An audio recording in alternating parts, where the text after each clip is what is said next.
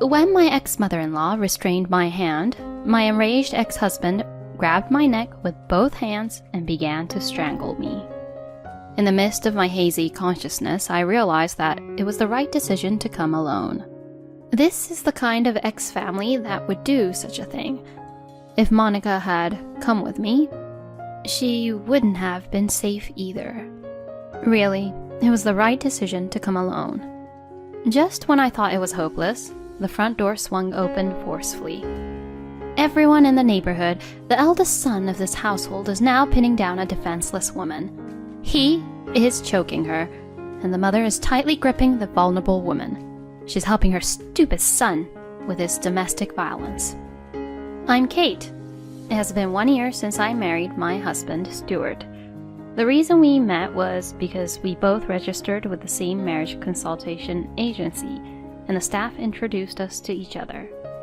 To tell the truth, I was quite desperate to get married. I had a considerable fear of the approaching wall of 40. My college friend got married at a young age at 27, and a few years later, my last remaining single friend also got married at 31. I am an only child, so I don't have any siblings, and my extended family connections are also weak. Even my parents, if everything goes according to plan, will depart before me. I was so scared of loneliness, incredibly scared, until I met my husband. I participated in many free events for singles.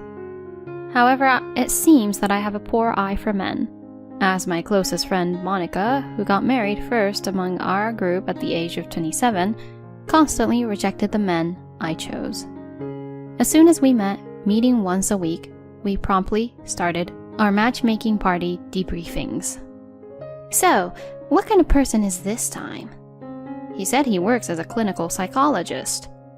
I don't really care about his occupation. What did you talk about? Well, he was a very serious person. How so? Can you give me an example? He works at a hospital and the patients rely on him more than the doctors. Isn't that amazing? Anything else? He said he genuinely cares about the patients.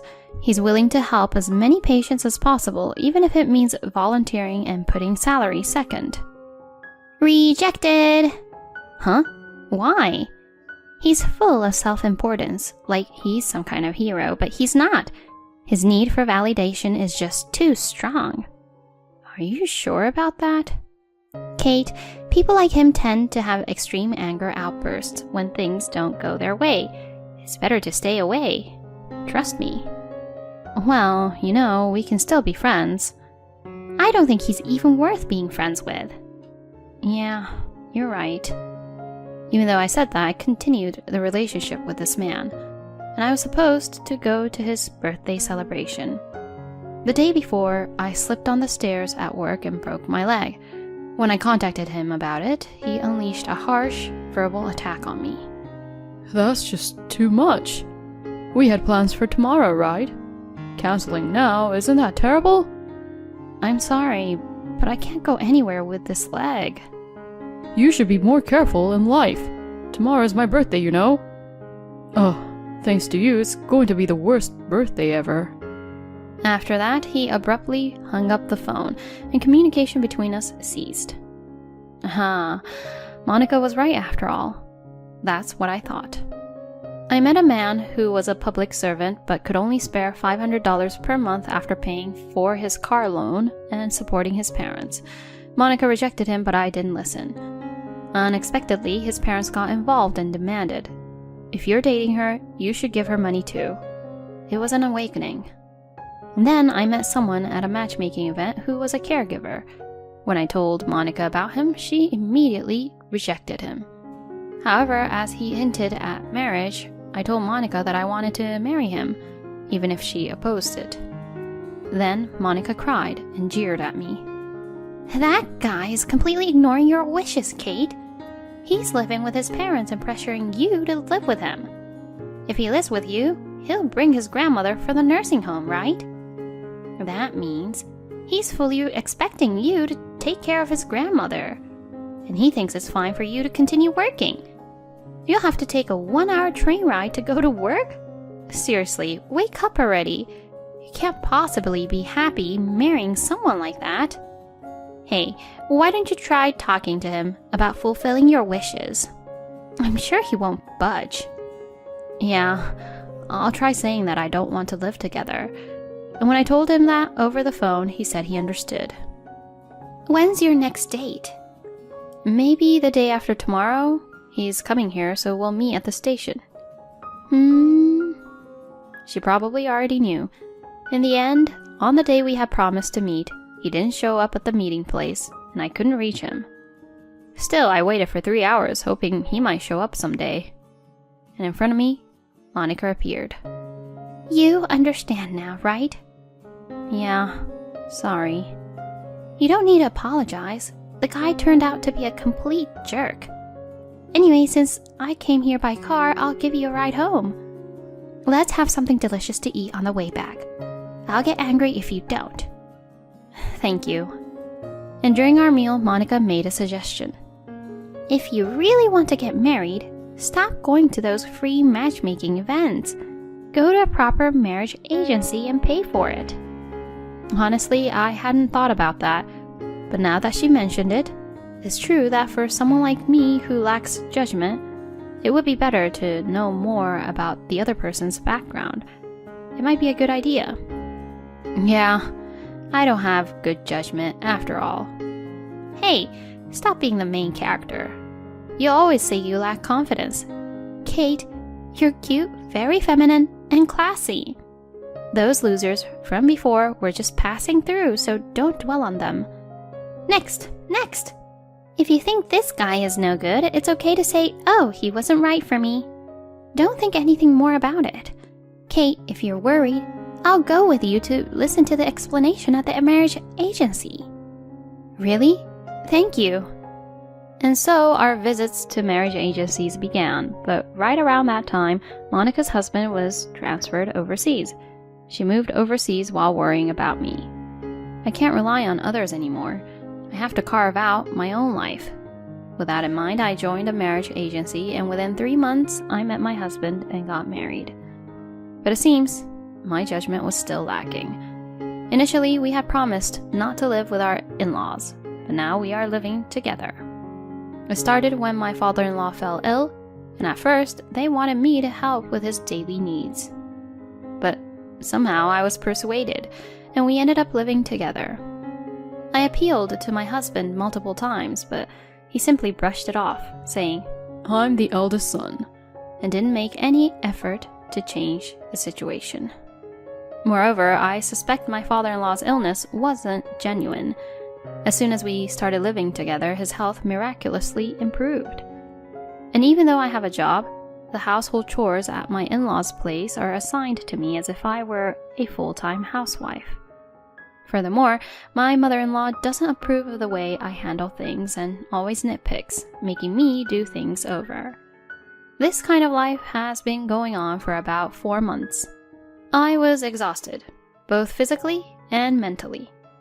I consulted my parents about this, but they had traditional views and told me to serve my in-laws since I'm their daughter-in-law. The root cause of all this was my lack of judgment, and it was all because I rushed into marriage.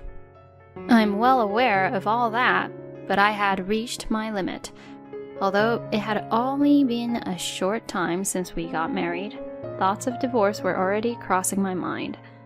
In this life, there are my father-in-law, mother-in-law, and husband, but I feel lonely.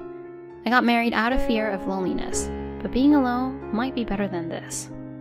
In the midst of all this, another unfortunate event struck me.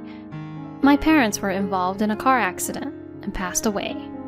With their deaths, I truly became an orphan. However, it seemed to embolden my mother-in-law and husband. They must have thought that I had no place to escape anymore. I was subjected to even more demanding labor than before. In truth, I want a divorce. But if I get divorced, I'll truly be all alone. I think this was the most cornered I have ever felt in my life. However, my family didn't attend my parents' funeral. Originally, there were no relatives to attend my parents' funeral except for me, the heir. It was a deeply lonely farewell. But there was one person who attended the funeral, just one person. It was Monica, who immediately boarded a plane after hearing the news. When she saw me, her eyes were red, and without a word she embraced me tightly. At that moment, everything I had been holding back overflowed, and I cried out loudly. She stayed silent and stayed by my side until the end. Monica, thank you so much today. Yeah, I have to go back. What? I'm not letting you go. I already booked a hotel, so come with me.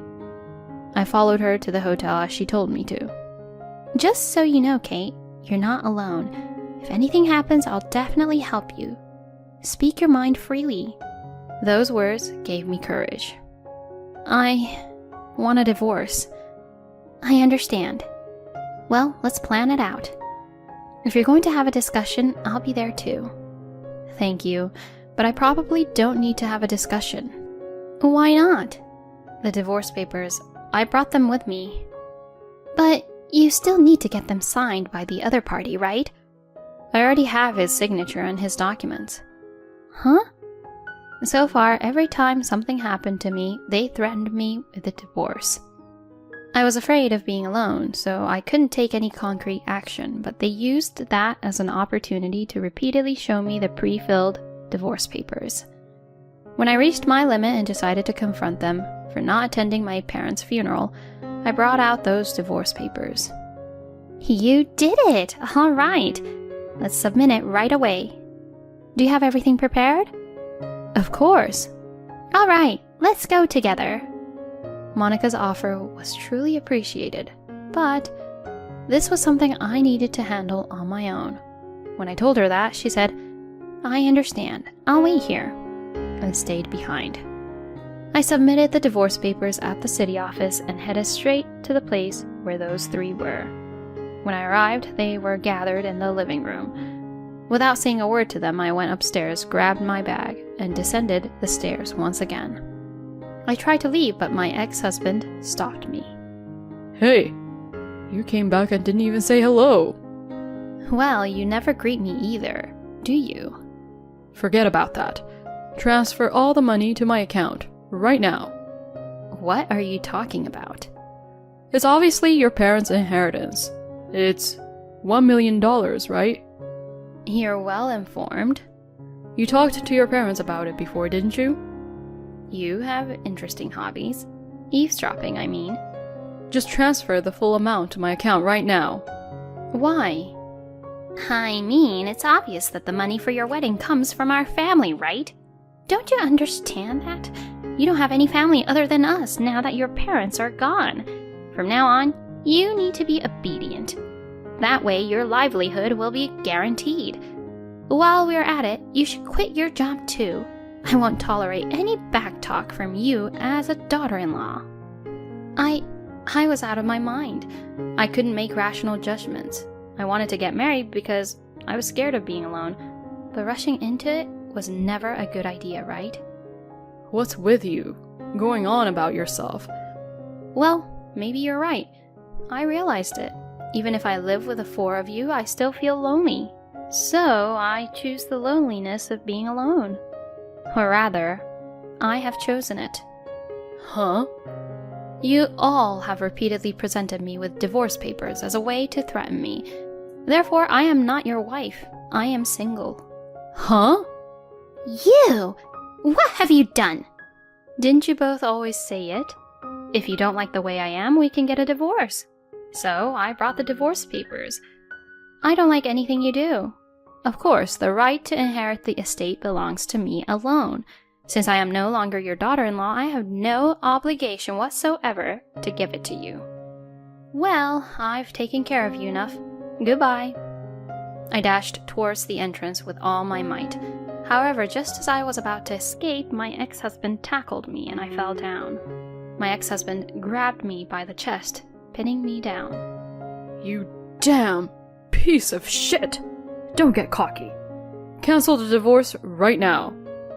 No, I won't. I absolutely won't.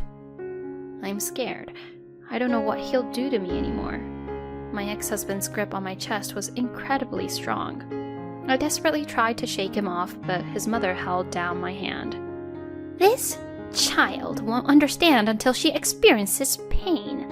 For someone so incompetent, they need the whip of love, don't they? While his mother held my hand, my enraged ex-husband grabbed my throat with both hands and began to strangle me. As my consciousness began to fade, I thought that it was the right decision to come alone. This was the kind of family that would do such things. If Monica had come with me, she would have been safe too, right? Seriously, it was the right decision to come alone. Just when I thought it was over, the front door swung open forcefully. Everyone in the neighborhood, the eldest son of this household, is now pinning down a defenseless woman. He is choking her, and the mother is complicit in her foolish son's domestic violence, starting with mistreating the vulnerable women. I was startled the moment Monica's loud voice resounded. My ex-husband released his grip on my neck. Coughing, I looked at Monica and noticed that she had a megaphone, seemingly acquired from somewhere, and she held it to her mouth, raising her voice loudly. And in her other hand, she held a smartphone. Monica's voice reached the neighboring houses, and one by one the residents peeked out from their homes. My ex-husband remained stunned, still pinning me. Then Monica swiftly approached my ex-husband and ex-mother-in-law wearing shoes indoors. With lightning speed, she kicked my ex-husband's face forcefully, sending him flying. How long are you going to keep up with this act? You damn domestic violence scumbag! Hey, you old hag, you're just as guilty too! Monica delivered a powerful blow to my ex-mother-in-law. Hey, you statue over there. What the hell are you doing? Your stupid wife and your stupid son are doing a hell of a job. I'll put an end to it, you pathetic old fool. I'll make sure you pay proper compensation. We'll take you down. This is violence. Oh, really? Fine, let's battle it out in court then. Regardless of how the justice system decides, I haven't done anything wrong. I'll decide for myself what's right or wrong. It's all up to me, you imbecile. I have solid evidence of your violence on my smartphone. So let's see how the justice system judges. Oh, but before that, if Katie files a complaint, it'll be a slam dunk. Ah, that would be delightful. What will you do, Kate? Fine. I'll pay the compensation properly. Is that good enough for you? I'll even agree to the divorce. So please, don't file a complaint. Then it's $60,000. You have nothing to do with this. Just stay quiet. Kate's marriage period is 1 year. Monthly $5,000 for enduring it. So that's $60,000. Hold on. Are you even listening to me? Huh? Who's not listening? You mean yourself? You're not even human. It's ridiculous. Those who harm those in weaker positions than themselves shouldn't call themselves human. Well then, let's submit the complaint and the videos from this smartphone to the police. Fine, I get it. I'll pay, so please stop. I'll make the payment properly. Give me the cash right now. I can't come up with that much money immediately. The dress is in the old man's safe, isn't it? Are you still trying to escape at this point? Everyone in the neighborhood, this domestic violence scumbag. All right, I'll get it. Reluctantly, my ex-husband handed over the cash to me. And then, Monica and I left the house. I'm sorry, I was told to wait, but I couldn't wait. And don't apologize. If you, Monica, hadn't come, I would have been confined in that house. Are you going to file a complaint? No, I got the $60,000. Let's settle it like this. I see. Well, it worked out well with the bluff, didn't it? Huh? Actually, I couldn't record the video. When we arrived at the house, I heard a loud noise. I was too preoccupied with that. Oh, really? Hey, where did you get that megaphone? It's from the dollar store. I thought I'd shout with it. Thank you. Really? Hey, how about you take some time off and come over here? Should I come and visit? Let's go out and have some fun like old times. And so I took 2 weeks of paid leave, completed the necessary procedures for my parents' affairs, and headed to Monica's new place. By that time, there was a huge commotion at the ex-in-law's house. The neighbors reported the incident, and 7 police officers rushed to the scene. It turned into quite a stir. And there was also the boss of my ex-husband, whose house was next to the ex-in-laws. Naturally, the boss also heard about the domestic violence incident and the divorce. I heard that my ex-husband was transferred at work to a rural area. Unable to withstand the cold and indifferent atmosphere of the neighbors, my ex-in-laws became reclusive, rarely leaving their house. When my ex-husband called and said he wanted to start over, he rambled on about things I didn't even ask, without me saying a word. I hung up the phone without saying anything, even though there was an atmosphere of, "Oh, poor me," coming from him. It's been 5 years since then, and I don't know what happened to my ex-family. Although I went through a scary experience, my current environment is very fulfilling. It's because I have already remarried. During those 2 weeks of paid leave, I was introduced to a man by Monica, and we got married 3 years ago. Currently, we are living overseas, and now 3 months have passed since I became pregnant, albeit a little late. I'm incredibly happy that I finally met a wonderful man. Monica's husband's overseas assignment has ended, and they are now living in America, but we stay in frequent contact. It seems that I didn't have a good eye for men, but I certainly had a good eye for friends. From now on, I plan to cherish my family and friends and continue walking through life. It's wonderful that you were able to meet your beloved person. If the ending is good, does that mean everything is good? Well, who knows? From now on, may you spend your days in happiness. Thank you for watching until the end. If you enjoyed it, please consider subscribing to the channel. See you in the next video.